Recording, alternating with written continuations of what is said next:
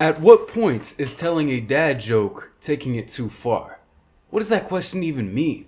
Have you ever been in a situation where your father or your mother or whoever was in your life as a kid told a joke that you felt was pretty stupid, but you laughed at it because it was stupid? You laughed at it because your parent was attempting to bring your emotions up, and just encourage you to keep living life as happily as you could.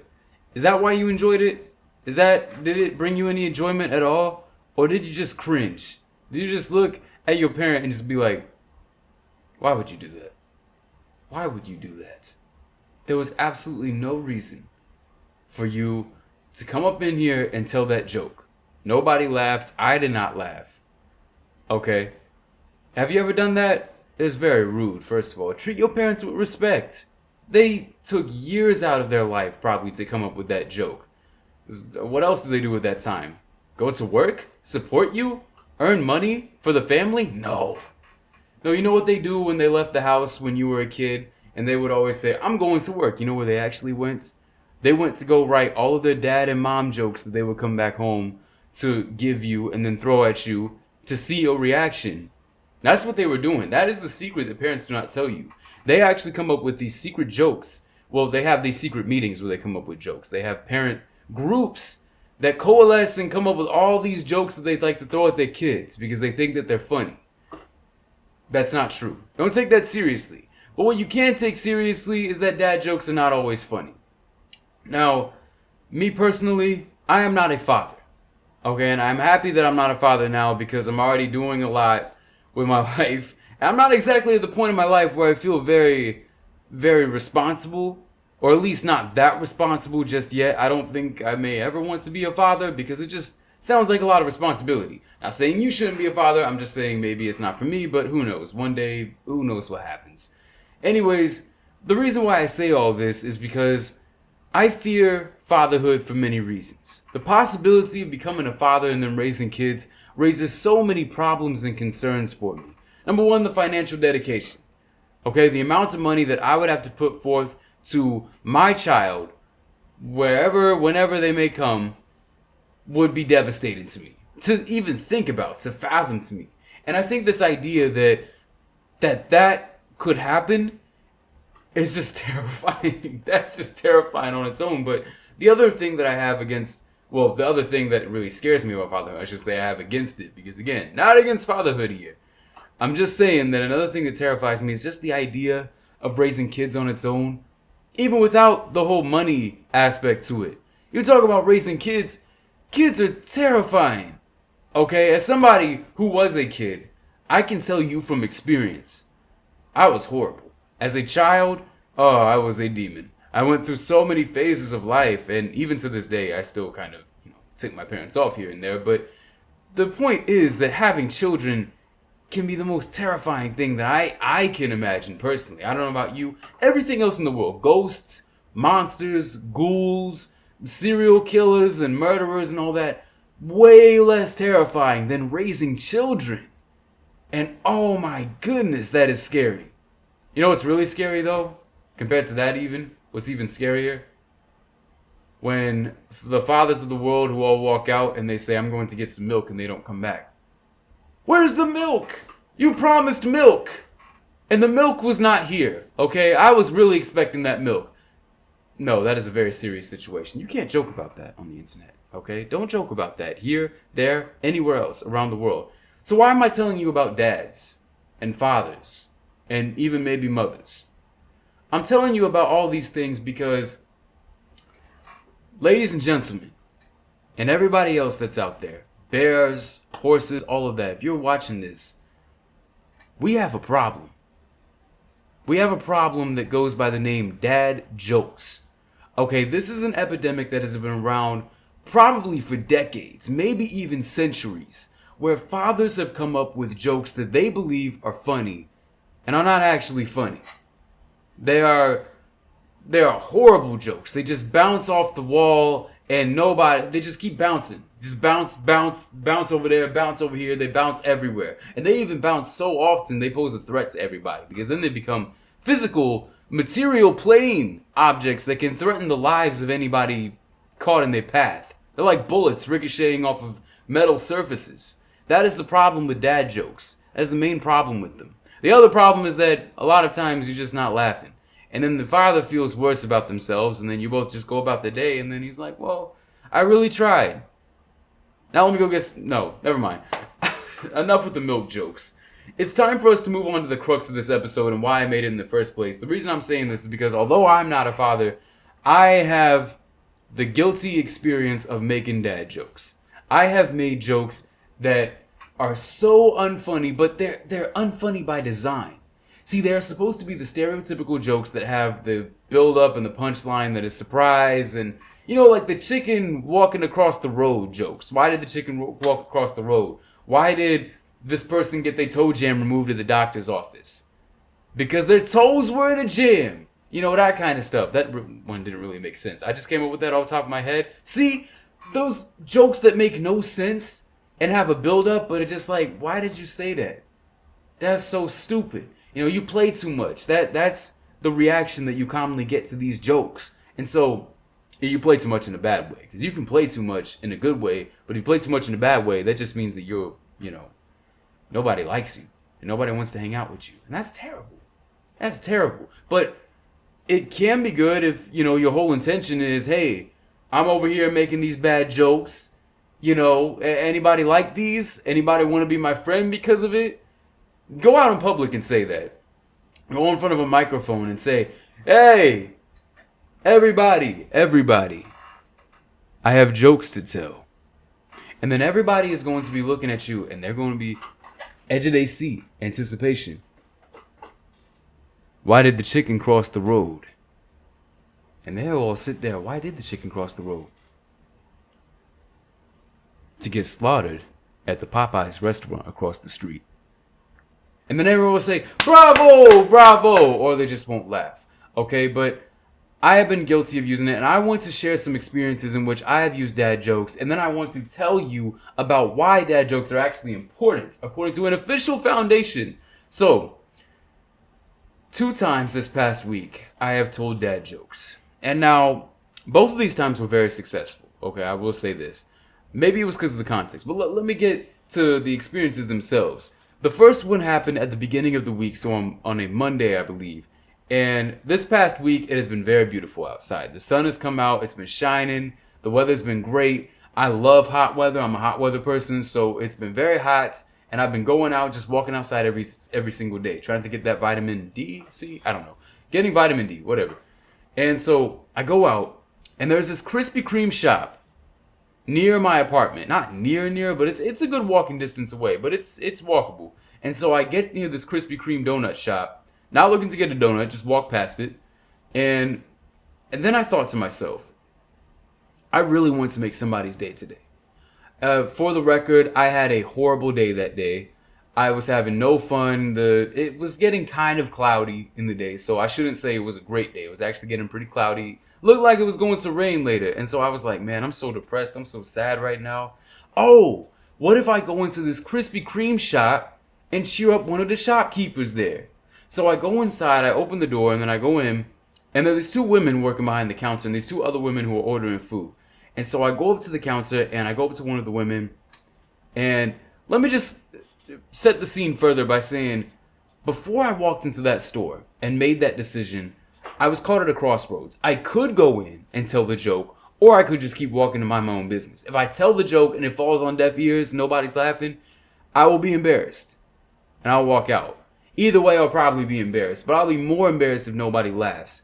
Or do I go in and tell the joke, it succeeds, and I potentially make a new friend, while also being embarrassed?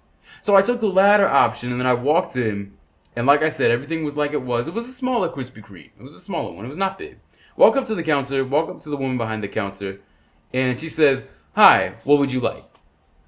So I go, and this is my joke.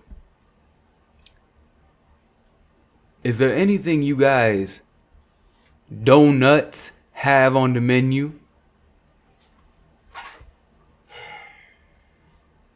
And so she says, she doesn't say anything actually. She actually started laughing.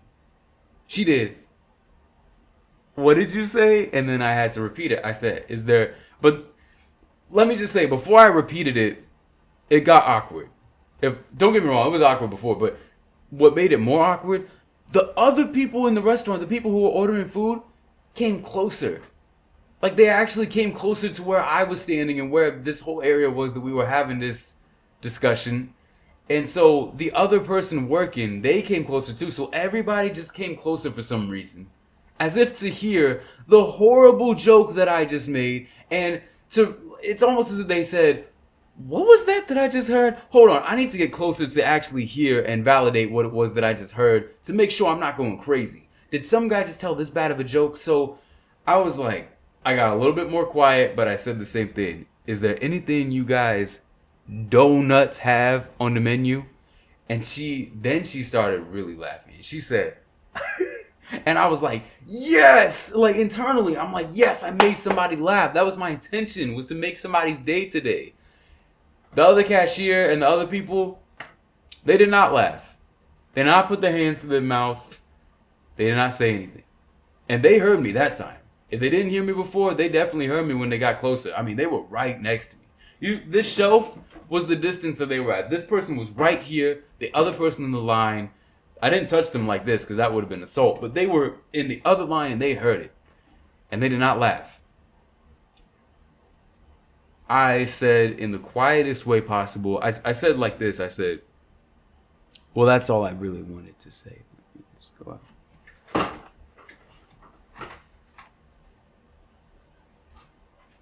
And that's what I did.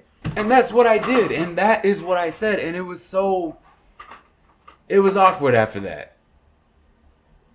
But I did not learn my lesson. Because the next day, I did the same thing. I had to tell another dad joke because just the level of optimism that I had gotten from the first experience really inspired me to a point where I said, you know what? I am not stopping there. I'm going further down this path of making somebody else either cringe or laugh or all of the above.